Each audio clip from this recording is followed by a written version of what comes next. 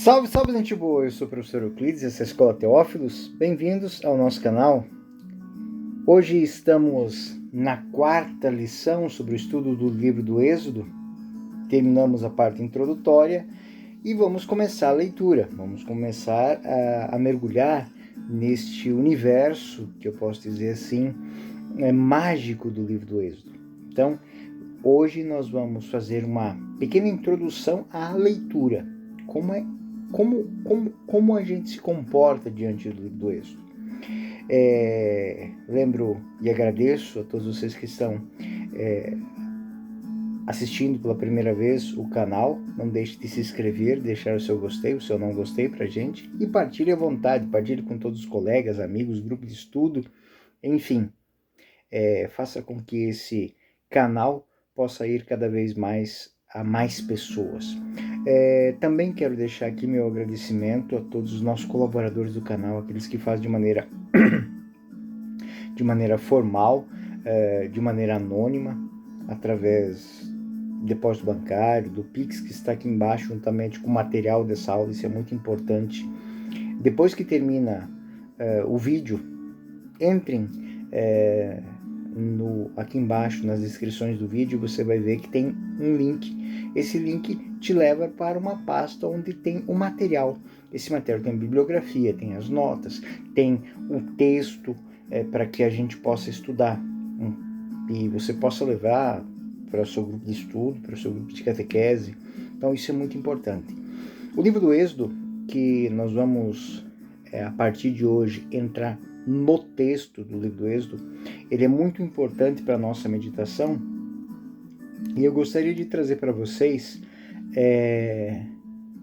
como introdução a essa nosso tema de hoje, uma lenda judaica, que nos oferece, de uma maneira muito, muito simples,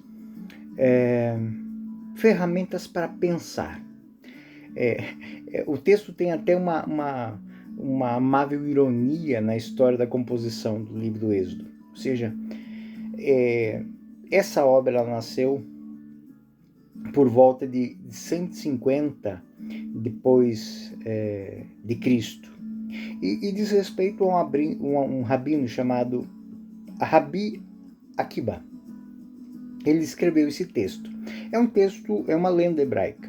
Uma lenda hebraica que vai falar sobre o enredo do livro do Êxodo.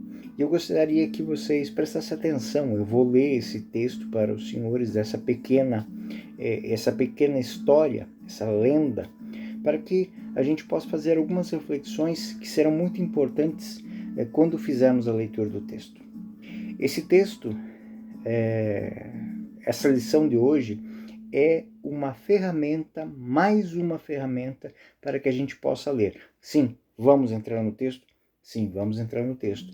Porém, eu gostaria de dizer quais as perguntas devem ser feitas a esse texto. Por quê, quando, como, onde? Isso é muito importante. Então, eu vou tratar daqui a pouco como é que os hebreus chamam o livro do Êxodo. E aí vai elucidar para os senhores e para as senhoras o porquê desse texto aqui. Bom, o texto lendário diz o seguinte: quando Moisés ele subiu ao céu para receber a lei dado, no tempo que o texto foi escrito, os hebreus não tinham essa visão de vida pós-mortem. Então esse texto é um texto, como disse, do ano 150 depois de Cristo, e ele vai falar disso. Moisés subiu ao céu. Talvez por influência já das comunidades cristãs e pela cultura rabínica, exista já esta ideia de vida pós-morte. Então, é um passo adiante. O texto diz o seguinte: quando Moisés subiu ao céu para receber a lei, ele encontrou Deus ocupado, adicionando vários símbolos e ornamentos a essa lei, a Torá. Ciente de seu papel como porta-voz, perguntou timidamente: por que não dar a Torá como ela é? Não é rica o suficiente de significado? Bastante compreensível? Por que complicá-la ainda mais? Eu devo fazê-lo, Deus respondeu. No final de muitas gerações haverá um homem chamado Aquiba, filho de José, que buscará e descobrirá todo tipo de interpretação em cada palavra, em cada sílaba, em cada letra da Torá. Para que eu possa encontrá-los, devo colocá-los lá. Mostre-me este homem, disse Moisés. Eu gostaria de conhecê-lo e vê-lo. Incapaz de recusar qualquer coisa, ou quase nada, o seu servo fiel disse a Deus: Vire-se, volte. Moisés obedeceu, voltou atrás e encontrou-se no futuro. Ele estava agora numa academia talmúdica, sentado na última fila entre os iniciantes, entre os discípulos. Ele ouviu o professor que deu uma palestra sobre seu ensino, sobre seu trabalho, apenas sobre Deus. E ele ouviu com doçura, e o que ele ouviu foi muito belo, certamente muito profundo, um pouco demais para Moisés até, mais do que ele entendia. Nem uma ideia, nem uma palavra. Então uma tristeza desconhecida permeou Moisés, e ele sentiu-se humilhado, inútil. E de repente ele aproveitou uma pergunta de um aluno que estava fazendo ao rabino. Onde então está a prova de que as opiniões sobre este assunto estão corretas? Que a sua posição está correta? O mestre Rabi Akiba respondeu: Eu herdo de meus mestres que aprenderam com os deles, que por sua vez derivam diretamente de Moisés. O que eu lhes digo, Moisés entendeu no Sinai. Divertido, até um pouco lisonjeado, Moisés sentiu-se um pouco mais calmo, mas havia algo que ainda o incomodava. Ele se voltou para Deus novamente. Eu não entendo, ele disse. Você tem um homem sábio como ele, um professor como ele. Por que você precisa de mim? Que ele seja vosso mensageiro, para transmitir a lei de Israel ao povo de Israel. Mas Deus interrompeu Moisés, dizendo: Filho de Arã, cale-se. É assim que eu vejo e é assim que eu desejo as coisas. Isso aqui, gente, é um conto hebraico para dizer que muitas coisas que estão no Êxodo não foram não foram compreendidas nem mesmo por quem escreveu.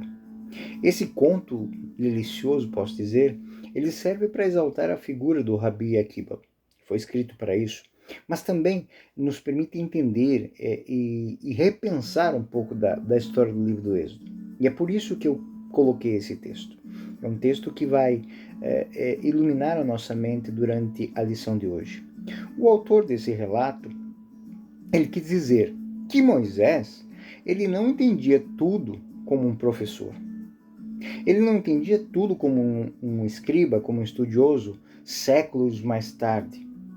Depois de olhar para toda a Sagrada Escritura, a estrutura que se criou. Moisés não entendia a obra que ele estava fazendo.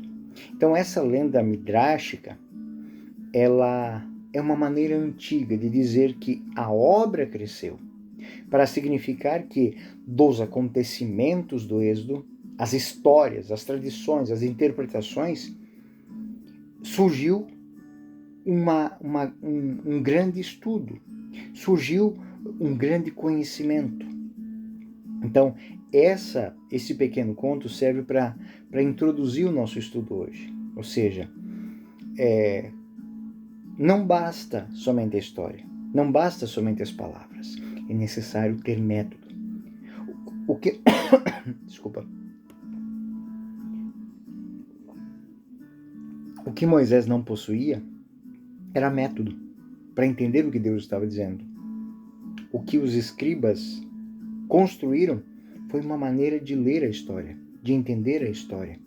Eles criaram um método para sintetizar as ações, para entendê-las, para criar blocos de conhecimento, para entender os textos que vão sendo construídos durante a história e vão sendo reunidos. E nessa reunião eles conseguem gerar um conteúdo de conhecimento, um conteúdo de reflexão para Israel. Portanto, nós, para fazer o estudo do Êxodo,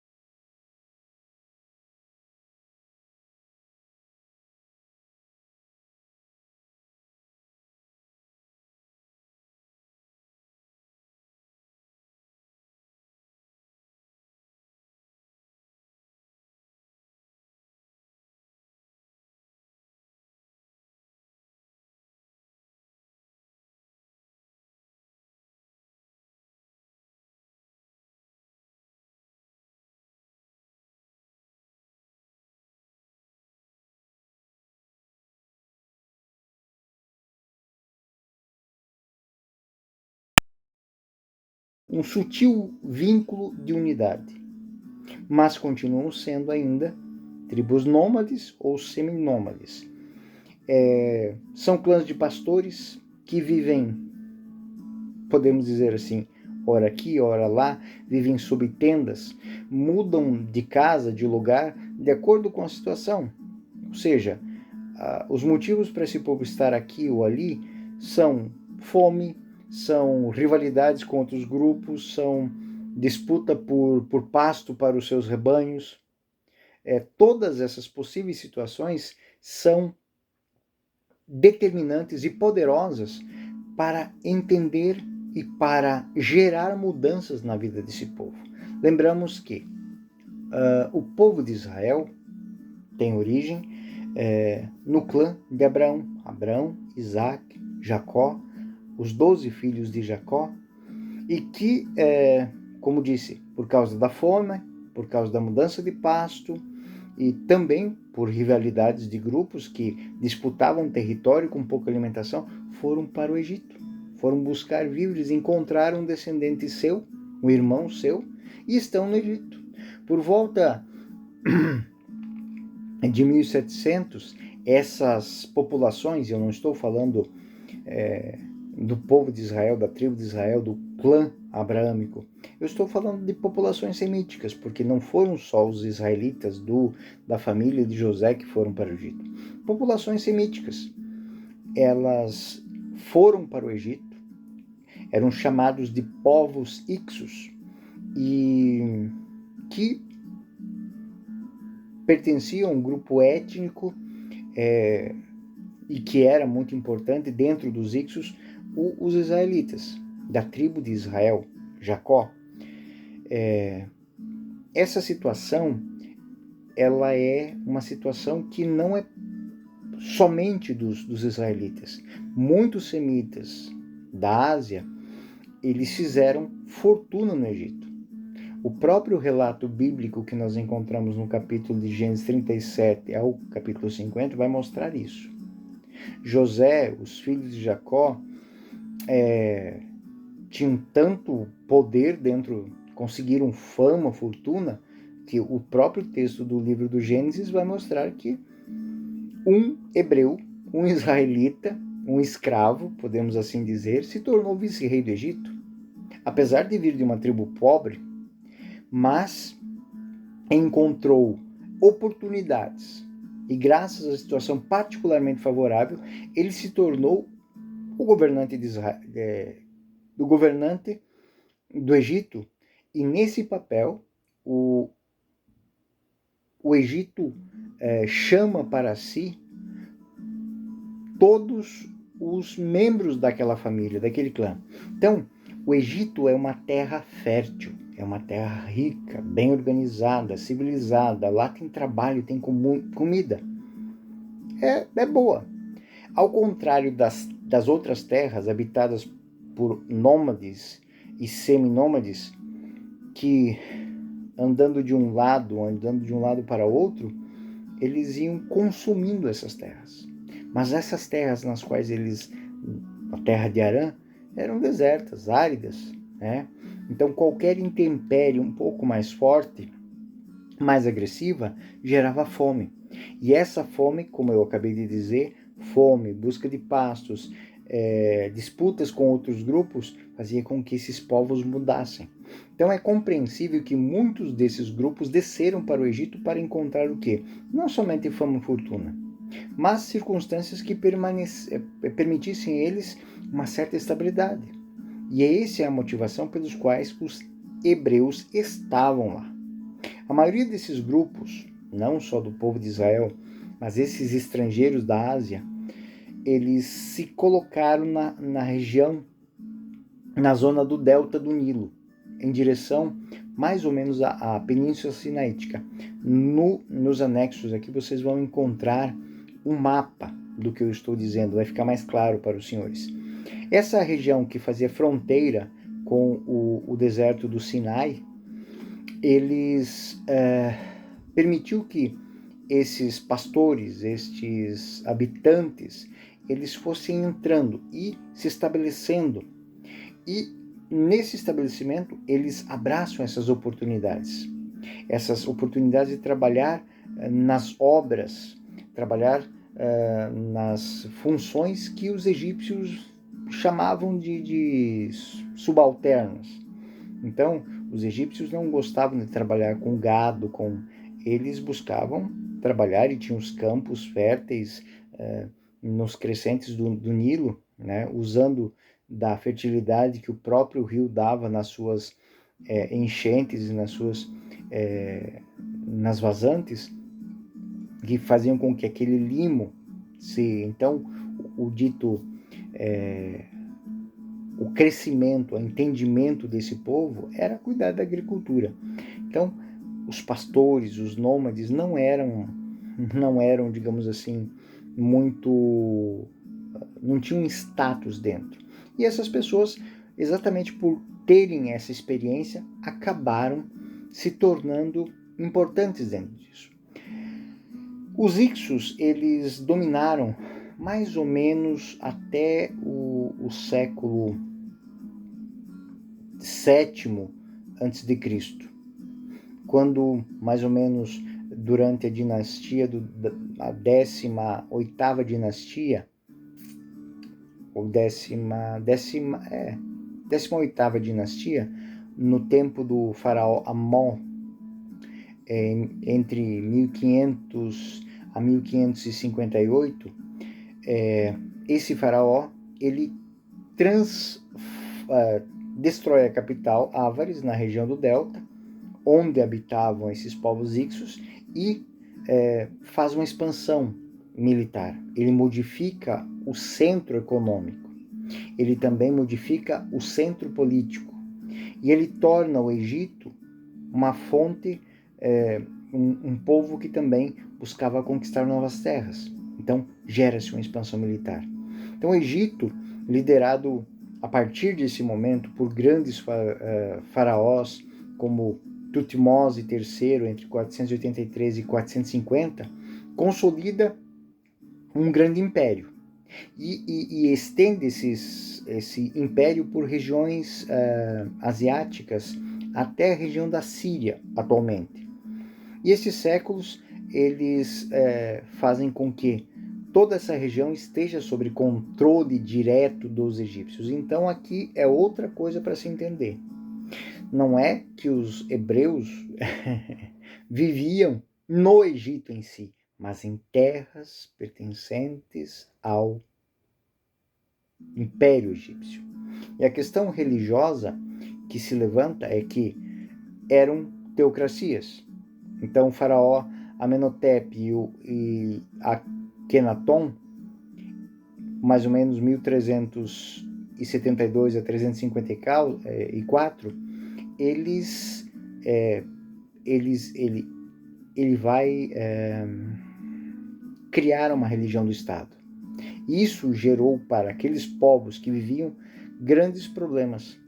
A política interna ela foi tão forte, tão opressora, que acabou por levar ao fim essa dinastia por próprio peso desse contraste religioso. Então, a fraqueza do poder central acabou encorajando tentativas de independência dessas populações que queriam tomar o poder dentro desse território. Antes elas eram subjugadas e agora elas se arrogam de um poder, porque houve um enfraquecimento. Só que aí vem outra dinastia. O faraó Ramsés II, filho de Ramsés I em 322, ele iniciou a 19ª dinastia. O seu filho Sete I consolidou o poder político, expulsou os agressores e acabou com digamos assim, aqueles grupos que buscavam a independência. A restauração completa se deu no reinado de Ramsés II, 1298, 1224, que estipulou com o reino hitita um tratado sólido. com o qual duas superpotências compartilharam o domínio do mundo oriental. Então, os hititas mais ao norte, os egípcios mais ao sul, e isso fez com que Ramsés II conquistasse uma posição segura na política externa e também na externa. Isso propiciou a reconstrução do país. Ele foi chamado de homem viril, sedutor, corajoso, imperioso, hábil, inescrupuloso, vaidoso e megalomaníaco. Mas esse grande faraó não era só isso. Ele era também um grande construtor e existem até hoje grandes vestígios de seu imenso trabalho. Né? As grandes pirâmides e outras grandes obras, Tebas e outras grandes construções da época são obras de Ramsés. O centro do poder de Ramsés era Tebas, no sul do Egito. E aí ele novamente vai se mover para o norte, para o delta. De fato, ele quer organizar todo o seu império, reestruturar. Ele quer estabelecer uma fronteira. E ele é um apoio, ele tem um apoio muito grande através do seu exército. Ele faz muitas campanhas militares montando uma circunscrição territorial bem definida. E é precisamente este faraó que construiu as grandes cidades armazéns, cidades depósitos no delta do Nilo. O delta do Nilo era objetivamente o local da produção agrícola mais abundante. Ele tem essas cidades armazéns, ou essas cidades entrepostas, elas tinham a função de coletar provisões. E quem tem comida num local onde a comida é escassa, tem poder. Tem poder para fazer duas coisas. Primeiro, para alimentar o seu povo. Segundo, para fazer comércio. E terceiro, para manter o suprimento de seus exércitos. Então, se torna um país muito forte. E nessas grandes construções, elas precisam de mão de obra. E é nesse ambiente que vários documentos egípcios são conhecidos que falam da busca contínua de trabalhadores. Esses trabalhadores que tinham propósito, né, eram populações que eram chamadas semitas, que vinham das regiões circunvizinhas ao nordeste, ao delta do Nilo, e buscavam se empregar. Nós não devemos pensar que esses povos eram simplesmente cooptados ou sequestrados para trabalhar nas obras, né? Não devemos pensar que a escravidão no Egito ela aconteceu de acordo com os épicos cinematográficos americanos, nem mesmo de acordo com a prática da escravidão no mundo greco-romano. O que existia no Egito era uma coisa muito mais sólida, muito mais confiável. No Egito havia um trabalho que claro, era forte, era pesado, explorado, mas existia um grau de remuneração. Existia, claro, a imagem da escravidão, mas ela também estava ligada a contratos de trabalho, que eram opressores, é claro, mas existia. Então, gerava o mínimo de possibilidade daquelas comunidades trabalhadoras manterem uma certa estabilidade. Que essa estabilidade, que era escravagista, era pesada, excesso de trabalho, mas não era muito diferente dos canteiros das grandes obras que nós temos hoje, onde a mão de obra é mal paga, é explorada. Em alguns casos, como a gente vê todos os dias por aí, era quase que similar à escravidão. Então era muito que tinha. Eu pago um salário, mas esse salário não me dá meios para crescer, mas para me manter.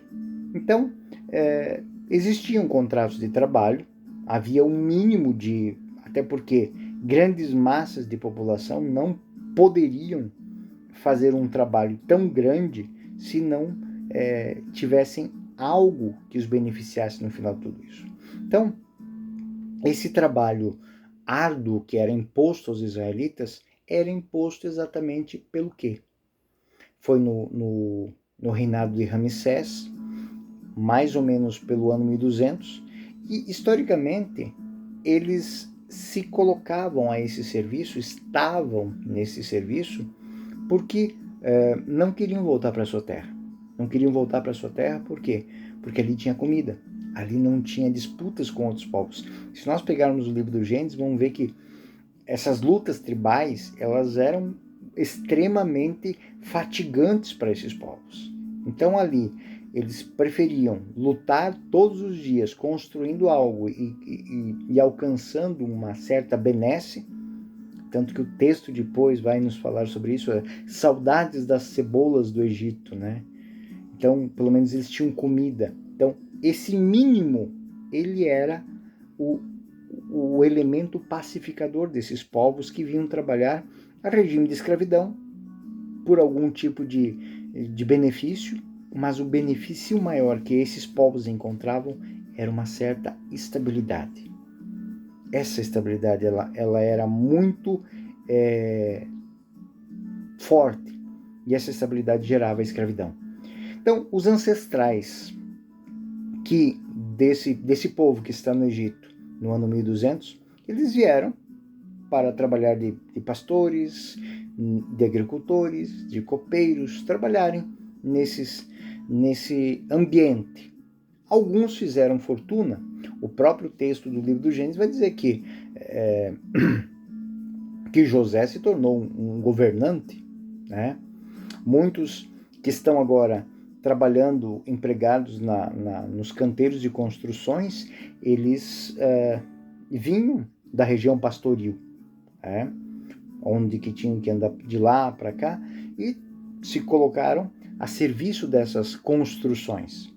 O livro do Êxodo ele vai mencionar o nome de duas cidades armazéns, Pitom e Ramsés. Êxodo 1:11. Estabeleceu, pois, sobre eles feitores para acabrunhá-los com trabalhos penosos. Eles construíram para o faraó as cidades de Pitom e Ramsés, que deveriam servir de entrepostos. São esses nomes que nos permitem historicamente datar a época dos eventos que são narrados no livro bíblico e comparar com os eventos de Israel como com a história egípcia. Então esses dois nomes têm significados óbvios. O termo Pitom é composto de dois elementos, Pi, que é casa, e Atom, que é o nome da divindade solar. Então, a morada de Atom, a morada do Deus Sol. E também Ramsés. Ramsés, que é uma forma abreviada de falar Pi-Ramsés, isto é, a casa ou a residência de Ramsés, que acabava sendo Ramsés a nova grande capital. Que Ramsés II era o nome do faraó, que deu o nome à sua cidade. Nós temos isso na história. Alexandria, as cidades de Alexandre, Cesareia, a terra a cidade de César. Então, é uma maneira de se promover. Bom, mas um grupo desses semitas, desses pastores que residiam na região do delta do Nilo, agora está envolvido por volta do ano 250 com atividades de construção. São empregados. Eles, mais ou menos voluntariamente, trabalham nessas construções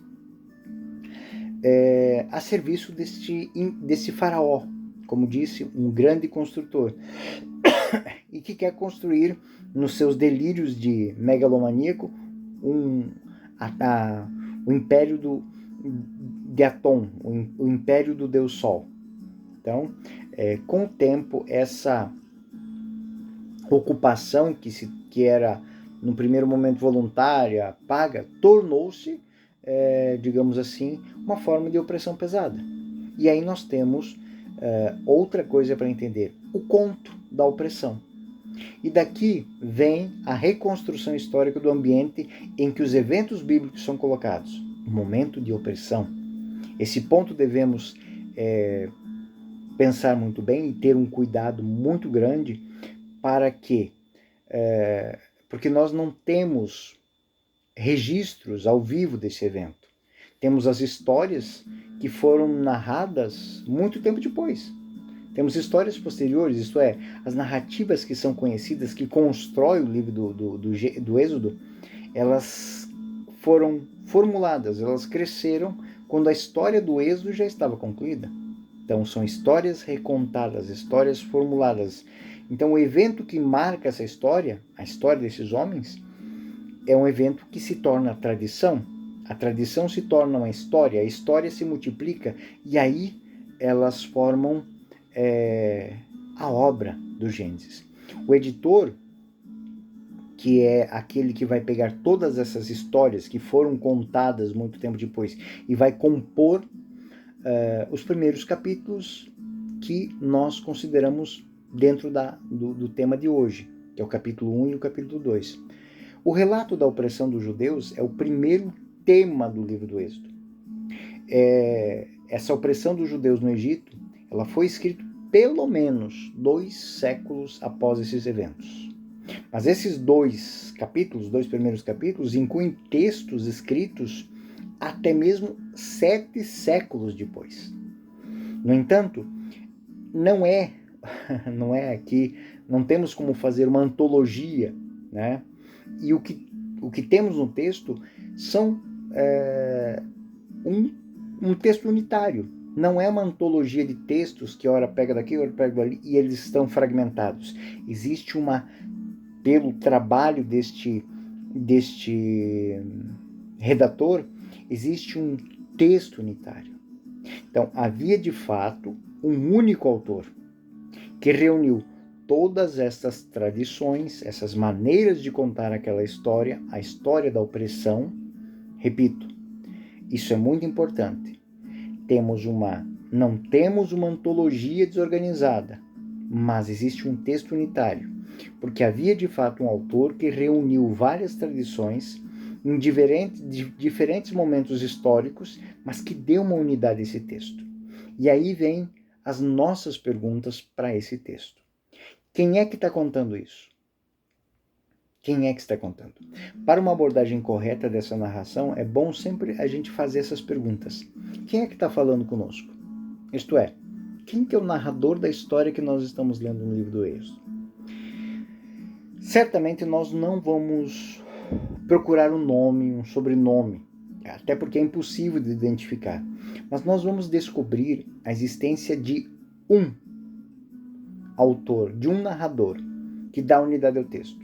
Nós vamos perceber que esse autor, ele tem ideias muito precisas. E ele quer comunicar uma mensagem específica. Ele fala sobre certos tópicos que lhe interessam. Sublinha de uma maneira particular certas coisas. Omite outras coisas. Ele observa tudo cuidadosamente. Ele tem diante de si um panorama geral. E ele quer que, olhando também de maneira geral, entendamos o significado que ele, como narrador, quis comunicar. Então, a história que está dentro de Gênesis 1 e 2, ela é uma história cuidadosamente desenhada. Ela permite entender o porquê do desejo de liberdade, a opressão do povo de Israel. Então, a quem que ele está contando isso? Primeira pergunta, quem está falando?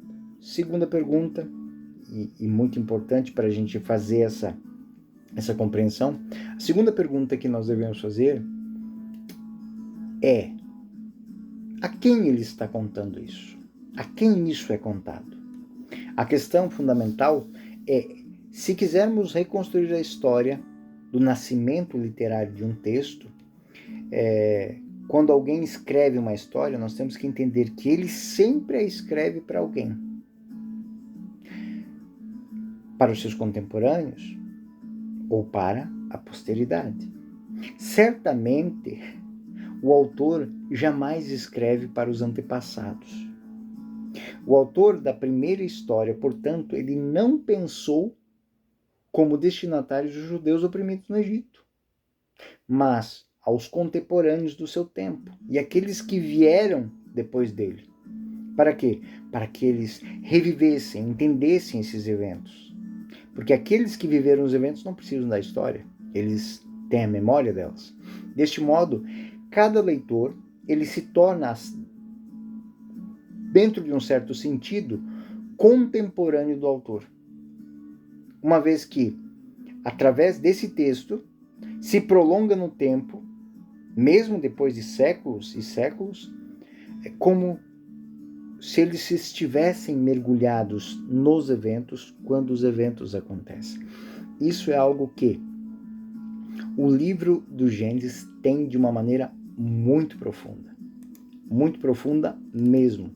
Ou seja, lendo o texto, nós somos transportados para aquele momento.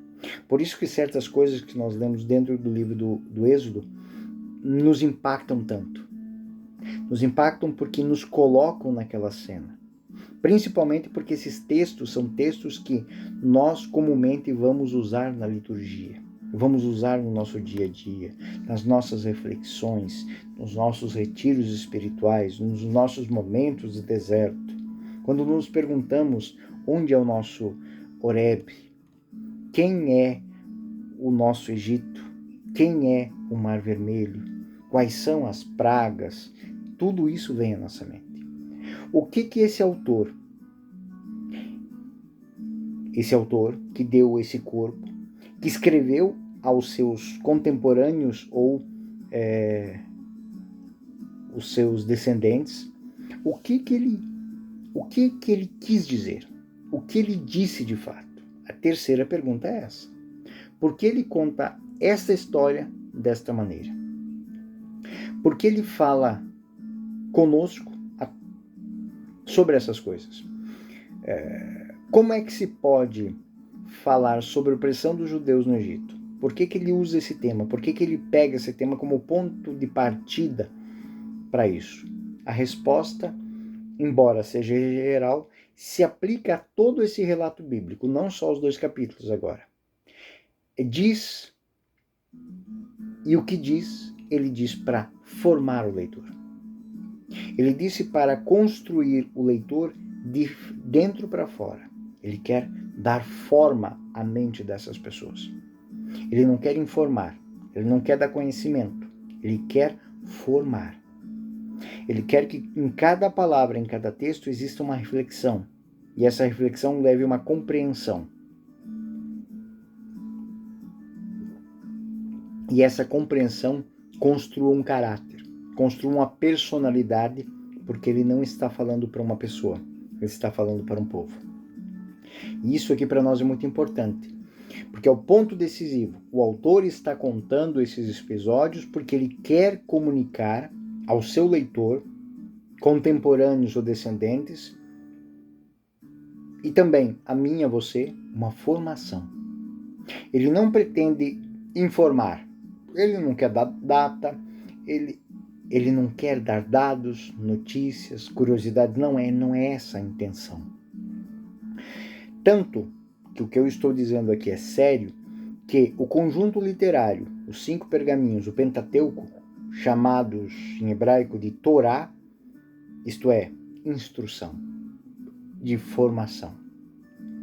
A história do Êxodo, portanto, é uma história que quer nos construir. É uma história que quer nos formar, quer dar forma, quer fazer com que nós reflitamos e formemos nosso caráter. E aí isso nos leva a um quarto ponto, que é uma análise literária do texto, que vai passar pelo título, vai passar pela organização, pela compreensão desse texto do ponto de vista da sua estrutura. Neste ponto, nós vamos pegar diretamente o texto nas mãos. Aqui começa a nossa grande viagem, aqui começa a nossa grande formação. E vamos tentar analisar de acordo com estes critérios. Quem é o autor, a quem escreveu, por que escreveu e o que escreveu. E aí o primeiro ponto de partida, é o título do livro. O título de um livro, na tradição judaica, é representado pelas primeiras palavras. Por incrível que pareça, A Igreja Católica Apostólica Romana, até mesmo nas suas cartas apostólicas, nos seus documentos, guarda essa tradição. Então, Tertio Millenium Neunt, né? Laudato Si, Fides et Ratio, são as primeiras palavras daquele texto que vão dar nome ao texto. O nome Êxodo, ele se tornou tradicional derivado da cultura helenística, tradução da Septuaginta, do Antigo Testamento, e que quer dizer simplesmente saída, ex-odos, a saída. A tradição judaica, por outro lado, usa um método semelhante, olhando para esses documentos, né, com o título do livro. O Êxodo começa assim: eis os nomes dos filhos de Israel, Êxodo 1:1. Eis os nomes dos filhos de Israel que foram para o Egito com Jacó, cada um com a sua família. Então, se na tradição cristã ele se chama de Êxodo, o livro da saída, para os hebreus é Shemot. Vele Allen Shemot. Por isso o livro foi chamado de Shemot, ou seja, o livro dos nomes. Então, o título é muito importante, porque é muito significativo, e aquela palavra que é colocada no início caracteriza esse livro. Então, tradição judaica, o livro do Êxodo é o livro dos nomes. Dar nome significa, na mentalidade bíblica, permitir existir. Então, não falei que era um livro de instrução, de formação? A gente só é quando conhece o que é. Como diz Santo Agostinho, ninguém ama aquilo que não conhece. Então, dar nome é algo muito importante. E aqui uma reflexão que ela vem anexa. Talvez um dos grandes problemas do nosso tempo é que nós perdemos o vínculo com a palavra. As palavras estão cada vez mais perdendo o seu sentido. Muitos grupos, muitas pessoas pegam a palavra e dão um outro contexto para elas. Eu li esses dias que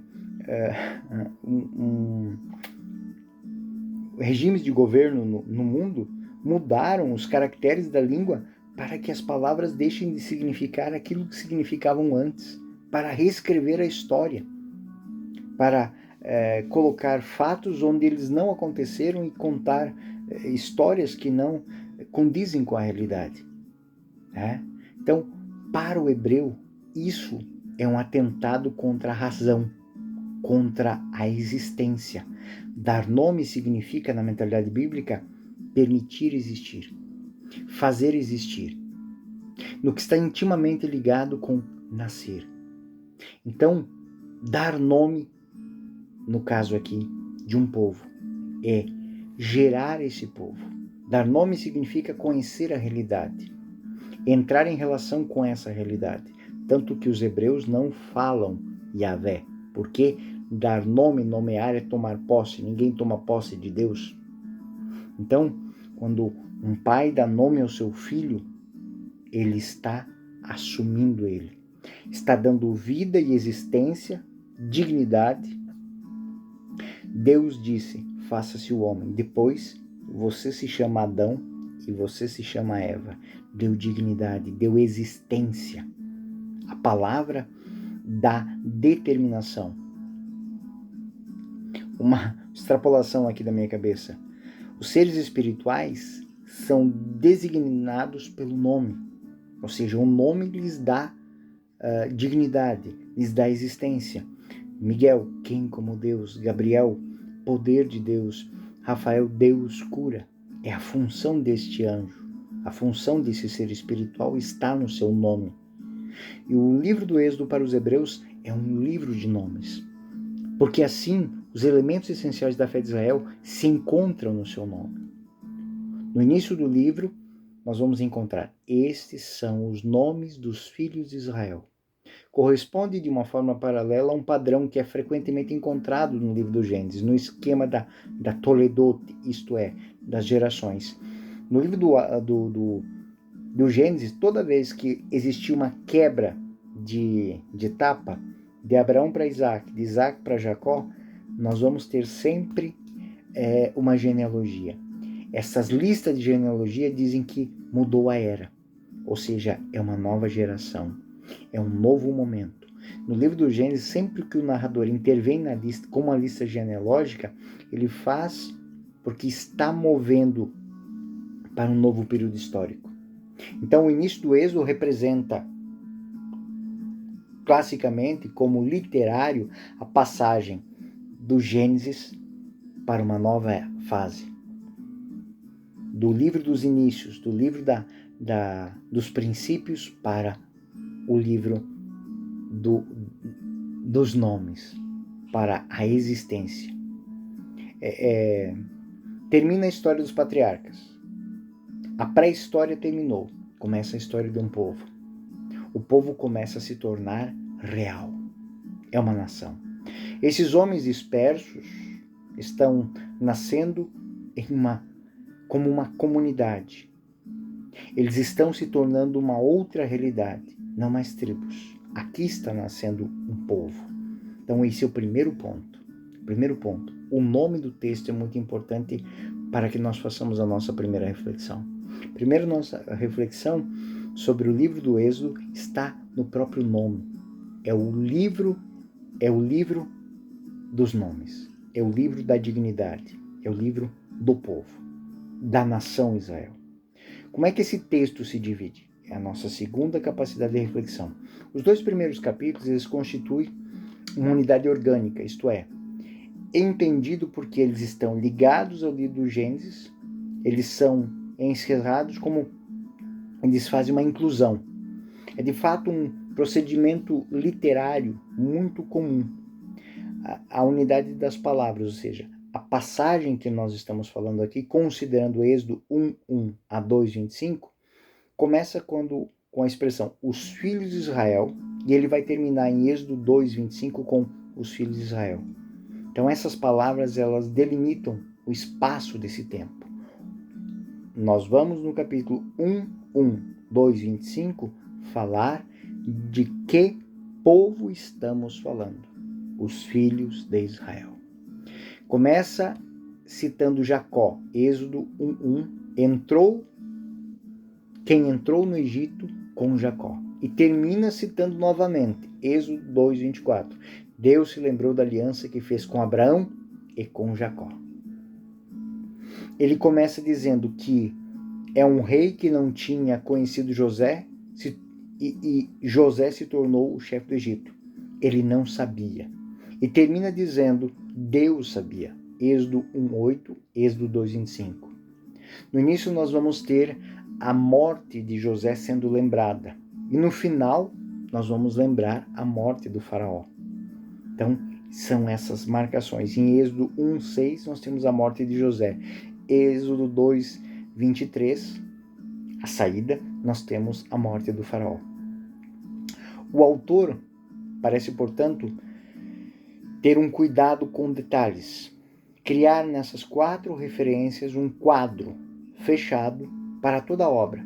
Fechar a história dentro de um bloco, dentro de uma estrutura. E a composição de toda essa sessão é muito clara. Após um proêmio, uma introdução, ele é dividido entre 3 grandes atos, 3 grandes quadros, 3 grandes pinturas. Então, prefácio, que é a hegemonia hebraica que foi conquistada através do trabalho, Êxodo 1 a 1:7. Primeira imagem, Êxodo 1:8 a Êxodo 1:22, Israel e os egípcios. Como é que era a relação? Segunda imagem, Êxodo 2:1 a 22.